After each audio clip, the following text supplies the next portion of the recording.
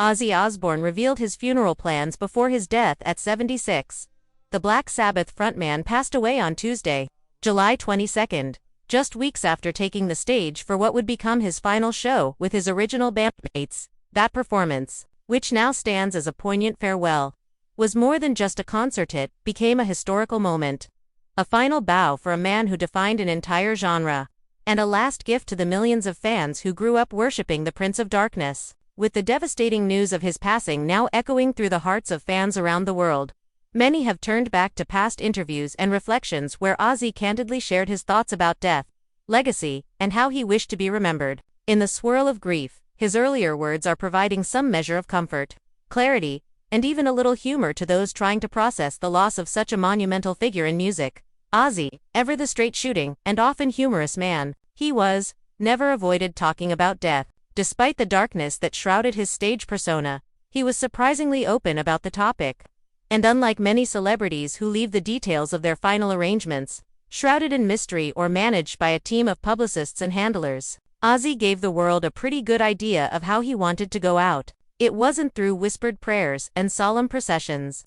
No, Ozzy wanted his funeral to be a celebration, a wild, unapologetic thank you to life itself. While his funeral arrangements have not yet been officially confirmed by his family, those who followed his interviews and reflections over the years will know that the rock legend had been surprisingly thoughtful, and even playful, about his final farewell. In a candid and now widely circulated 2011 interview with The Times, Ozzy spoke with a kind of disarming honesty that made it clear he wasn't interested in a sob story. He didn't want mourners clad in black, heads bowed under gray skies. He wanted joy. He wanted laughter. He wanted, as he put it, a moment to say thanks. "There'll be no harping on the bad times," he said, almost defiantly. "It's worth remembering that a lot of people see nothing but misery their whole lives. So by any measure, most of us in this country, especially rock stars like me, are very lucky."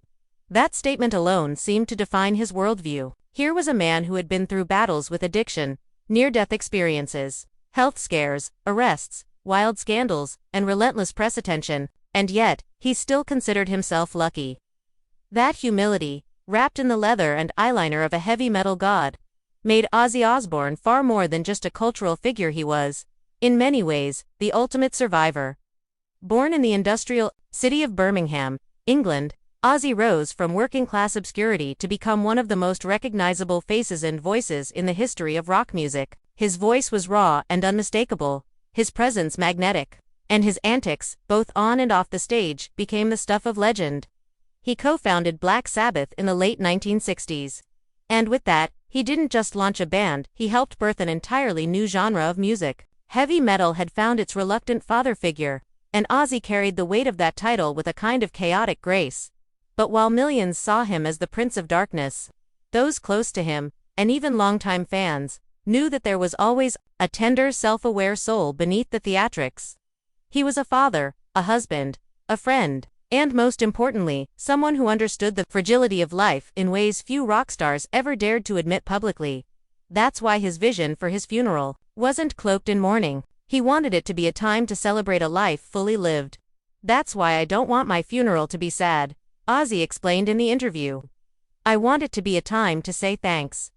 He didn't want tears to drown out the music. He didn't want his name spoken in hushed tones as if his legacy was something delicate and breakable. He wanted people to remember the madness, the music, the mayhem, and the magic.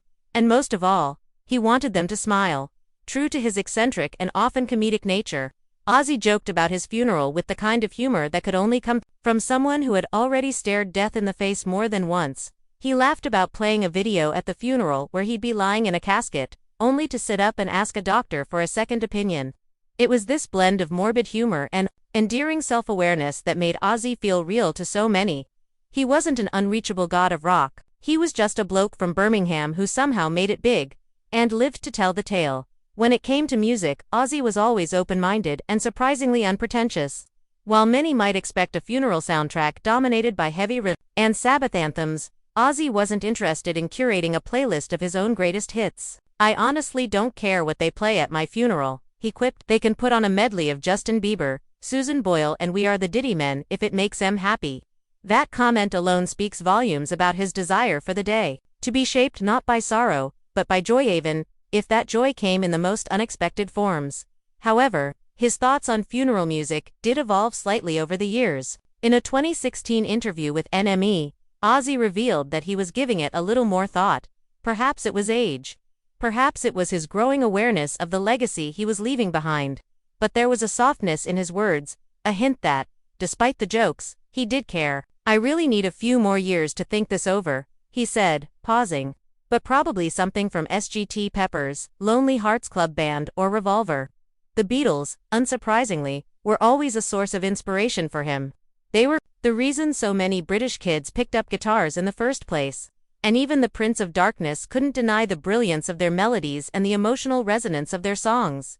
That musical select and gentle, thoughtful, and iconic says so much about the man Ozzy really was. Underneath the demonic stage persona was a person who felt deeply, who was touched by beauty, and who, in his later years, had grown increasingly reflective about where he came from, what he had been through, and what he was leaving behind. Over the years, Ozzy's health had become a growing concern. He suffered a series of medical setbacks, including a fall that left him requiring neck surgery, a diagnosis of Parkinson's disease, and numerous complications that followed.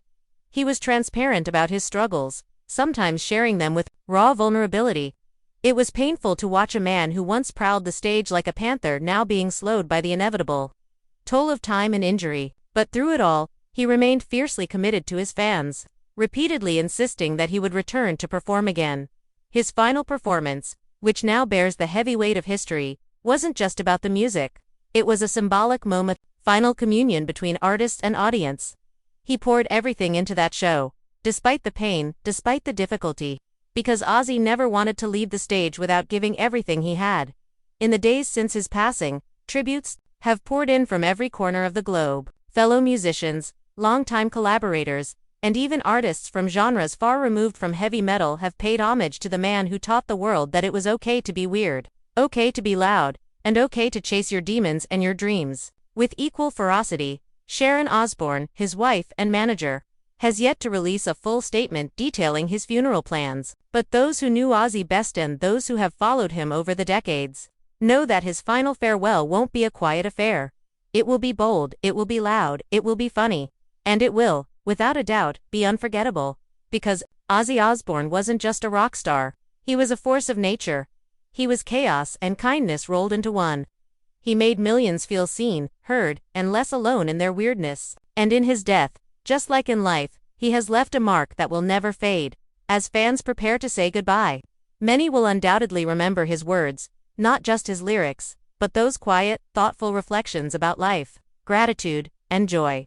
"I want my funeral to be a time to say thanks," he said. And now, as the world begins to mourn the loss of one of music's most influential figures, it feels like the time has come for us to return the sentiment. Thank you, Ozzy, for the music, for the madness, for the memories, for showing us that, even in darkness, there can be light, and even in death, there can be laughter. You were one of a kind. And your celebration has only just begun.